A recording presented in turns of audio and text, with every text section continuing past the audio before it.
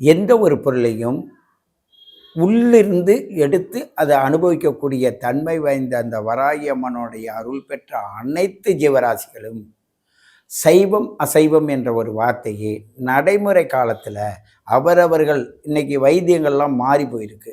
ஏன்னு கேட்டால் அன்று சித்த வைத்தியம் சும்மா கையை பிடித்து நாடி பிடித்து பார்த்து இதை சாப்பிடுங்க செய்து உப்பு புளிக்காரம் சேர்க்கக்கூடாது. அதுதான் ஒரு மருத்துவத்துக்கு தேவையானது. இப்பொழுது இது சேர்க்கக்கூடாது அது சேர்க்கக்கூடாது யாருக்கும் அந்த நோய் வந்திருக்கும். அவங்களுக்கு முள்ளங்கி சாப்பிடக்கூடாதுன்னு சொல்லியிருப்பாங்க. அதனால் ஒட்டுமொத்தமாக எல்லாரும் சாப்பிடக்கூடாதுன்னு சொல்ல முடியாது. ஒரு மஞ்சக்காமலை வந்திருக்கா, அதிக நீர்க்கட்டி தேவை, அது உஷ்ணமாக இருக்குதுன்னும் போது முள்ளங்கி சாறு கொடுங்கன்னு சொல்லுவோம். அப்போ வைத்திய ரீதியாக அதை சொல்லும்போது அந்த நேரத்தில் கொடுக்காத போனால் அவனோட நிலை என்ன ஆகும்?